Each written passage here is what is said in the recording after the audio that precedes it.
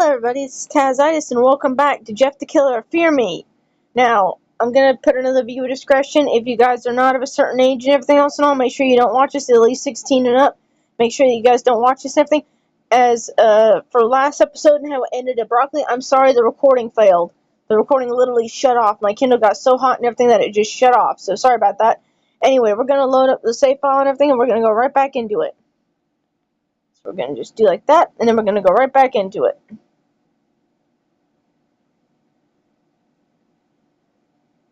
My family lives in inner city. Skip this. Stop.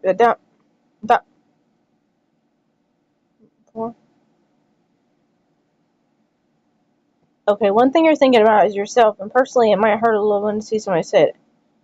When I found out what happened to you, I came here right away. I didn't want you to be alone right now. How are you feeling? How are you feeling?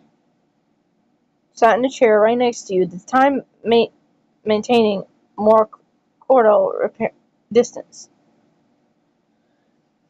Understandable, you only worked in the same store. A little pain, but overall I think I'm fine. Cindy lowered her gaze in concern and then raised it to you. She sighed heavily, bringing her fingers to her forehead. I told you to be careful. That comment was unnecessary. Was she trying to blame you? As if what happened to you was all your fault and not the bastard who ripped out your eye? I remind you, I was attacked. It was not my fault. It was not my fault. Sorry guys, trying to get my little microphone over here. Hope the sound is good for you guys. Hope I can talk and I hope you guys can hear me really well. Anyway, let's just... I didn't mean that. Now you're supposed to be the caring coworker? What a bad joke. Taz! It wasn't the volume of her voice, nor the fact that she called you by your name. It was the heartbreaking tone that made you stop. I don't understand myself either. I didn't think you mattered so much to me. Hey. You were on the verge of dying and I was terrified. ... It's like you started to develop a gravity field. And now several people are revolving around you. Jeff, Salazar, and now Cindy. It only took a madman to stalk you and rip out your eye, right? I don't know how to explain it, but I'm worried about you. Can you stop being an idiot for a minute and just accept that? You couldn't help but fall silent at her declaration. You'd be lying if you said your heart didn't beat fast. Thank her. I'm going to thank her. I thank you, Cindy. Cindy looked at you in a comforting silence. I'm not the one to say these things, but thank you for worrying about me. Cindy lowered her gaze and smiled faintly. You're not doing a very good job on your own, so I don't mind doing it for you. Heh, yeah. Cindy smiled faintly, and then her expression changed. The one who attacked you. It was the same weirdo from the store, right? After a light knock on the door, two people appeared. Perfect timing to interrupt your conversation. Good evening, Taz. We're Lieutenant West and Detective Sean. Can we ask you a few questions? You looked at the police with your one eye. A man and a woman dressed in formal attire. The man spoke, showing his badge, and the woman detective did the same. They looked at you seriously, but at the same time, they didn't seem very worried about you. Rather, it seemed that they were more interested in what you had to say. Your doctor told us that you had visitors and more comfortable for you if we could do the interview with her present. Taz just woke up. They need rest. Cindy spoke over her shoulder to them, uninterested in their presence. The sooner we talk, the sooner we can get this over with, whoever did this to you. Heat rose from your chest, to your head, and to your eye socket. You didn't know if it was a response from your body or just anger towards Jeff, but you managed to hide it. It's okay, Cindy. I'll answer what I can. The detective seemed to relax a little bit at your words. They stood on the other side of the bed, Wes standing next to you and making eye contact to convey more trust, while Sean took out a notebook to take notes. Classic good cop, bad cop. Let's start with the most important thing. Did you see your attacker? Oh yeah, it wasn't pretty. Could you give us more details? Like his social security number? You were joking, obviously. You were in a hospital with one eye socket missing on painkillers. You were allowed to have some fun. They asked if it was a man or a woman, height, build, clothes. I know. Geez, nobody appreciates a joke. It was a man. White, tall, I don't know, maybe 6'3". He was wearing a white hoodie. Terrible clothes for a criminal, if you ask me. You glanced at Cindy, since she was on your right. Though she had a thoughtful expression, most likely she concluded that you were talking about Jeff, as she knew him, the weirdo from the store. Any special characteristics? His face was messed up, but if you know what I mean. Three of them looked at you still in silence for a few seconds, and you felt pressured to give them more details. He had many scars. His mouth, it was ripped. Cindy looked disgusted with the description, as if she was about to vomit. Wes and Sean exchanged a silent glance, and then looked back at you. All right, did anything unusual happen the day of your attack? I don't think the normal amount of weird that all we can muster in one day. I think the normal amount of weird is all we can muster in one day. Stop messing around. Cindy scolded you, not shouting, but using a little tone to make a pout. There was a weird guy who shut up in the store. What would you define as weird? Cindy rolled her eyes. Wow, you didn't see Cindy as someone who rebelled against authority. He went on and on for over an hour. He was very interested in Taz. Wes directed his attention to you, raising an eyebrow. Did you interact with him? Enraged, tell the truth. I'm going to say the truth. +1. Well, truthfully, I flirted with him a little. You felt everyone in the room judging you. What? Yeah, it was strange, but it was almost cute. The air grew more uncomfortable. Did he say anything about himself, any motives, or why he left you alive? The question surprised you. It was as if they were surprised you had survived at all. Well, she wasn't exactly wrong about that. It was just that precisely Jeff's threat that kept you alive. You might have revealed that part of the information with a slip of the tongue, but Cindy interrupted you if you could say anything. What kind of question is that? We're building a profile of the suspect. Any details could help us. The guy literally had his face covered. He was full of scars. What more do you want? How could you not find someone like that? Miss, you need to calm down. No, for a case like this with a psychological description, you should already be looking for him. The longer it takes, the further he might be. The room fell silent for a few minutes, and you felt awkward about the argument. You're right, we'll stop for now. But Lieutenant, Taz needs rest. Wes guided Sean towards the office, turning back to you one last time. Get well. You nodded in silence, watching them leave. Again, you were alone with Cindy. This time the silence was heavy with many questions that surely have been useful for catching Jeff. Mumbled to herself, but then noticed your gaze on her, and so she straightened in her seat as if nothing had happened. Don't worry, Taz, they'll find him. ... Should you mention Jeff's promise? It'd probably be the smartest thing to do, but for now, you allowed yourself just one more thing. Hey, Cindy? You don't like cops? Cindy started in her seat, but her face paled. She averted her eyes and rubbing her fingers indecisive. It was clear she didn't want to answer. It's okay, forget about it. You blushed it off with a smile and wave of your hand. Fortunately, Cindy seemed to relax. I I'm going to get breakfast. I'll be back in a little bit. Okay, will you bring me something? Sure. What do you prefer? Something sweet. Oh, yeah, something sweet. For sure. She nodded and stood up. She headed for the room, but before she could grasp the handle, somebody else opened it. Cindy moved aside, letting the doctor in. She gave a brief greeting and glancing at him before leaving the room. You watched the doctor enter the room in silence, carrying a metal tray. You remember Dr. Salazar warning you that they would come particularly to monitor you. He began to move his hands, preparing whatever was on the tray. Be nice, be cold. Be nice. Hello. The doctor didn't respond, bluntly ignoring you as he went on about his business. Anyway, you felt your throat dry. You felt your throat dry. Excuse me, could I have some water? The doctor suddenly froze and stayed like that for a few seconds. Then he moved again. You could only see the doctor's back from your spot.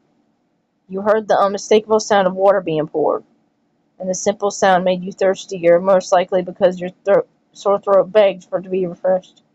The doctor took a few steps and approached you.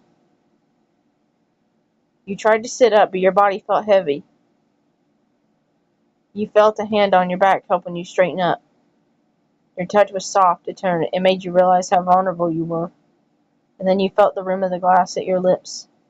You drank slowly, your throat burning, but relieved by the coldness. You didn't just take a sip. When you finished, you sighed with relief, glancing at the doctor attending you. His bangs were covering his features, and he wore a disposable mask. ... Well, well. Where? Had you seen that before? Thank him or mock him? I'm gonna thank him real... Oh, should I do... No. Do. Okay, definitely gonna save. Thank him. Thank you, doctor. You decide to face ignorance. Maybe they could buy you some time for somebody to show up. Perhaps a real doctor or Cindy. Doctor didn't respond and went back to his previous spot, doing whatever he was doing. After drinking the water, you felt better and you could speak. According to Dr. Salazar, instructions you shouldn't talk much, but you felt well enough to maintain a conversation, even if it was illiterate. Distrust or flirt? Distrust. +1. Are you really a doctor? ... It was quite obvious that this doctor had no interest in getting along with you. You didn't know whether to take it personally or not. You would expect to be treated with care in a hospital, but everything indicated that this wouldn't be the case.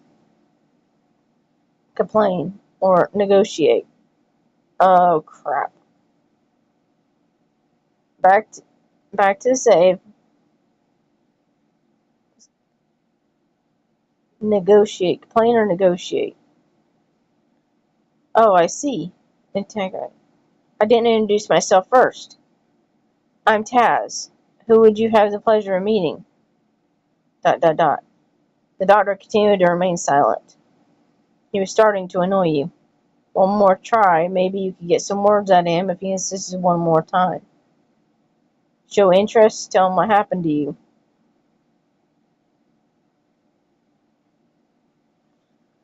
Oh boy, oh boy, oh boy, oh boy, oh boy. Show interest, tell him what happened to you. I'm going to show interest. I already know Dr. Salazar. Are you his student? Perhaps his colleague? ... Oh, I'm something much better than that. Oh, I'm something much better than that. The doctor returned to your side, pulling down his disposable mask to his chin. Hello, Taz. Enjoying your stay at the hospital? What a shame I'm not a fan of this place. But you seem to be. You had no time to speak when Jeff pulled out a scalpel. Wait, Jeff, listen to me. No, there's nothing to say. You prefer doctors. You don't need any more explanation. Jeff thrusts his arm towards you, piercing your throat with the tip of his scalpel. You choke on your blood, gargling and unable to scream or speak. I'm not as good as the surgeons, Jeff whispered against your ear, inhaling you differently, coughing up blood indecently. And I'm not lacking in passion. Scalpel blade slit your throat and you collapsed collarbone like a zipper. The blade so deep it felt like the metal clashed against your bone. His laugh amused at the sight of you withering in pain as blood gushed from your throat, your neck, and spilled everywhere, soaking the hospital gown and the sheets beneath you. It hurt, but for some reason, not that much. You felt a tingling sensation where you were wounded. Most likely you were on painkillers. Good thing. Of course, being slashed with a scalpel wasn't the way you would have preferred to die. But certainly the fact that you didn't experience true pain was better. Maybe they'll catch Jeff once someone shows up, given how he kept lingering beside you, laughing like a madman he was. In the end, did he kill you because you were nice to the doctors? It can't be. That he was jealous? Nah, that couldn't be. Maybe he just hated hospitals, as he had said. Okay, now we're going back.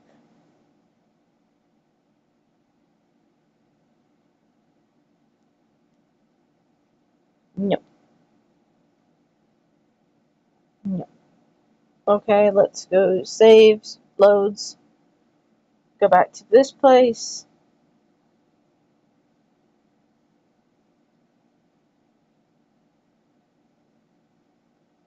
Go back to this one.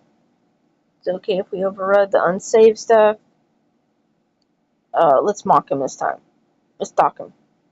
+1. How many years of medical school did it take for you to know that an unconscious person needs to be hydrated, Doc? You were playing with fire, but the situation was so bizarre you couldn't take it seriously. The doctor didn't respond and went back to his previous spot, doing whatever he was doing. After drinking water, you felt better. You could speak.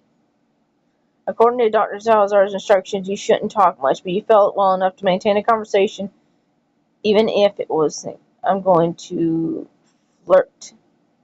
If I had known they took such good care, I would have come here more often.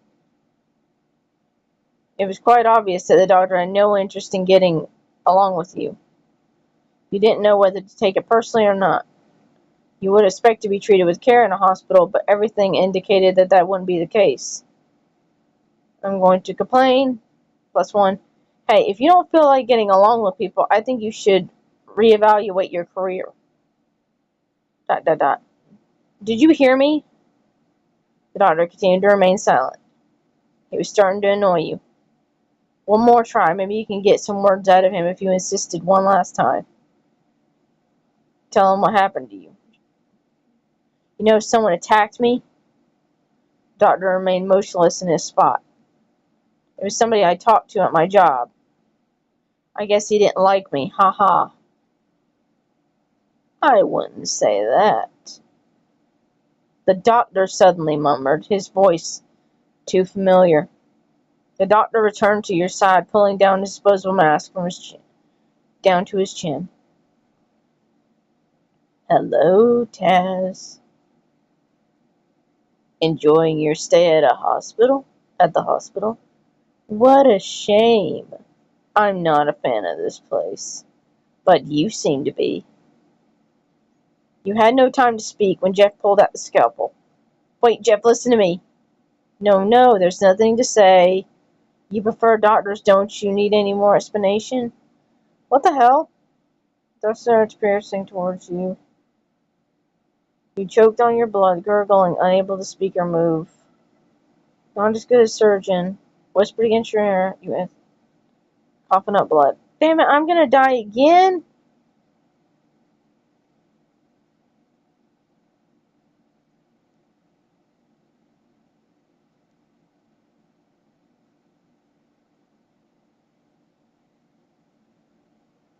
Good thing.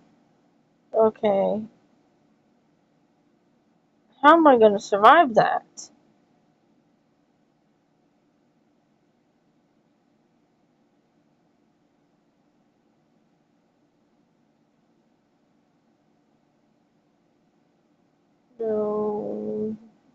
Just go to save. Go back to this. Yes. Take on load saves and just put them there. See, how are we going to do this?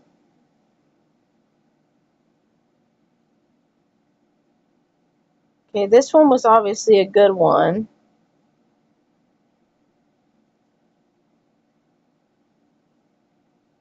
Distrust. +1, okay.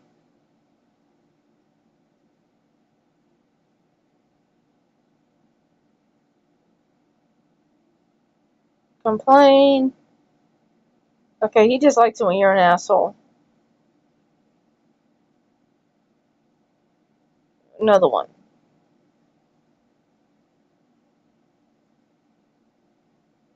Wouldn't say that. The doctor suddenly murmured. Hello?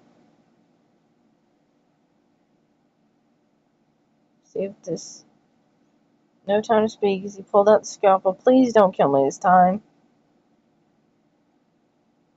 I don't like doctors. I don't prefer doctors. Stretching towards you, piercing your throat with the tip of scalpel. How am I going to survive this?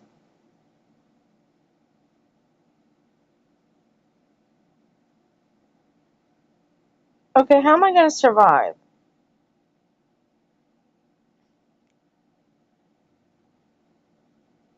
Ending 2. No doctor can save you. Okay, so that is the actual ending. Okay, interesting. So we got 2 endings. We got one, and then we got another one. So the first one is, I guess he didn't like you, and I guess it was just like thing. And this is the second ending. I wonder if there's a third ending, but I don't know. I mean, I've gone through all the situation, so I guess that really is just how it ends. So that was a little anticlimactic. But anyway, thank you guys so much for watching and all. And I guess that's the ending of this. But this is free. Go to itch.io and play it yourself and everything and all, and see if you can get a different ending than I did and everything else. See if there's a secret ending and all. It's free to play. You guys just have to download it yourself on itch.io and also support the developer. It's really, really cool. So thank you guys so much for watching. Feel free to play this for yourself, and thank you guys so much, and I'll see you guys in the next one.